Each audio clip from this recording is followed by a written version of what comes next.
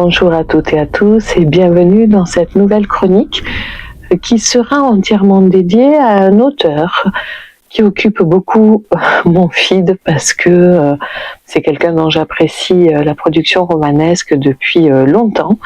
Et je voulais vous parler aujourd'hui de Valentin Musso et notamment de son second roman que je n'avais pas lu et qui s'appelle Les Cendres froides. Alors, dans Les Cendres froides, Valentin va commencer à mettre en place ce qui va être une de ses marques de fabrique, pas systématique, mais une de ses marques de fabrique, c'est-à-dire mêler histoire personnelle, drame familial et la grande histoire.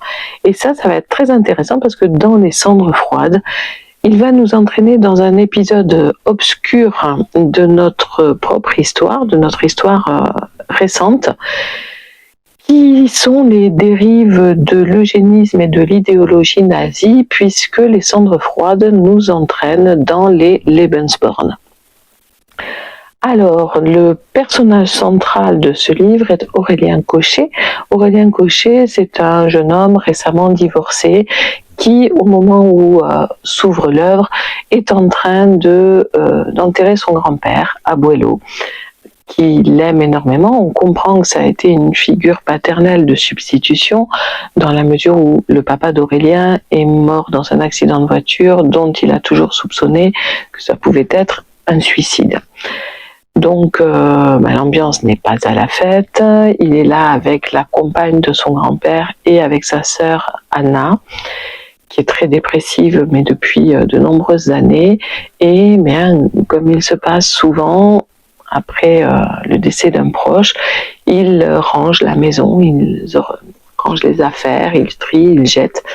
Et Aurélien est donc enseignant en classe préparatoire et il enseigne le cinéma parce que Abuelo, qui était très cinéphile, lui a donné cette passion aussi. Et donc c'est lui qui est en charge de l'immensité de la collection privée de son grand-père.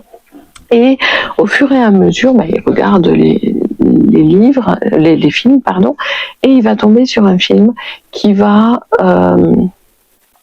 vraiment le déstabiliser, puisqu'on va y voir son grand-père entouré de jeunes femmes blondes, avec des caractéristiques physiques assez identiques, toutes enceintes, et derrière eux, la bannière SS. Et donc là, son univers va s'effondrer et il va essayer de comprendre ce qui se passe et pourquoi son grand-père s'est retrouvé dans cette configuration. Alors, le Lebensborn dont il nous parle dans cette œuvre se situe en France. Il y en a bien eu un historiquement, mais celui dont il parle est fictif. Toutefois, il va profiter de cette fiction pour nous donner des informations par le biais d'un personnage savant, puisqu'il s'agit d'une jeune doctorante en histoire contemporaine qui fait sa thèse sur les Lebensborn et sur l'eugénisme et la sélection raciale, notamment en France. Et cette jeune femme a rencontré Abuelo, donc je pense qu'Abuelo, je pense pas, je fais exprès, Abuelo avait laissé traîner les coordonnées de cette jeune femme à l'attention de quelqu'un qui le trouverait, et bien sûr Aurélien va la contacter. Alors ça va occasionner une histoire d'amour, laquelle n'apporte pas, à mon sens, grand-chose à l'histoire.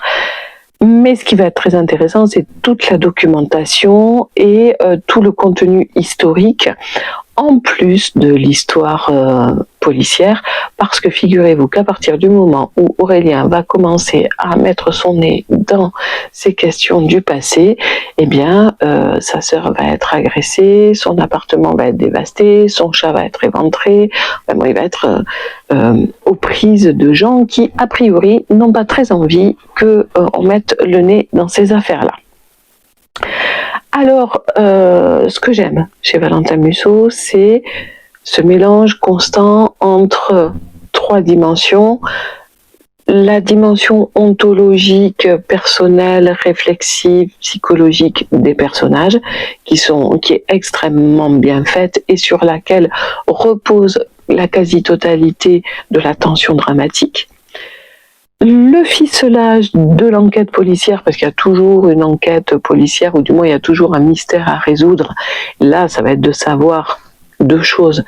Qui ne veut pas que Aurélien fouille dans le passé, et parallèlement il y a un meurtre qui s'est déroulé d'une vieille dame non loin de là, et il y a un couple de policiers, enfin une paire de policiers qui va enquêter sur ce meurtre, et il se trouve que les choses sont liées. Et troisième dimension, la dimension historique où, sous couvert de fiction, il nous donne des informations.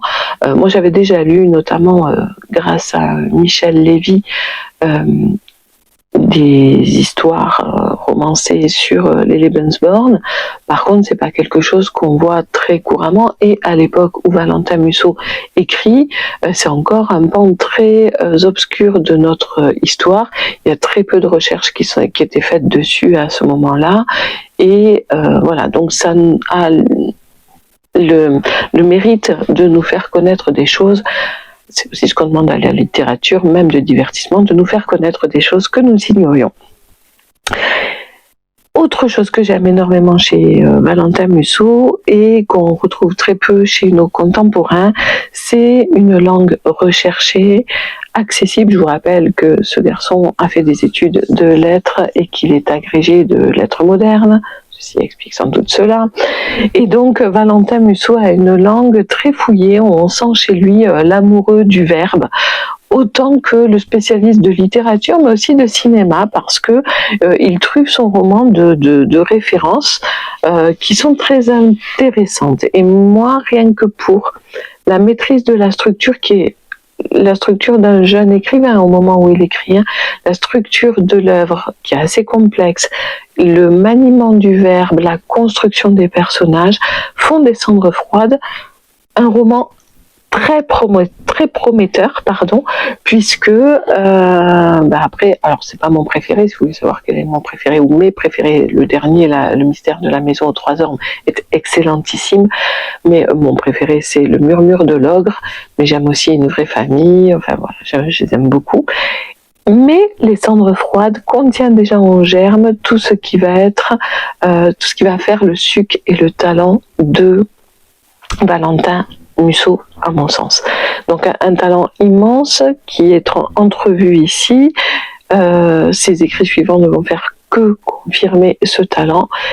Personnellement, j'ai beaucoup apprécié le personnage d'Anna, la sœur dépressive, qui est à la fois très agaçante, à la fois très touchante, et voilà, qui est assez crédible en fait.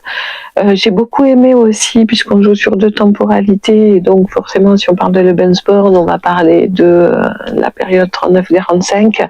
Donc j'ai beaucoup aimé le personnage de Monsieur Veil aussi, qui est emblématique de ces intellectuels juifs qui ont été injustement persécutés dans des temps que nous souhaiterions être révolus.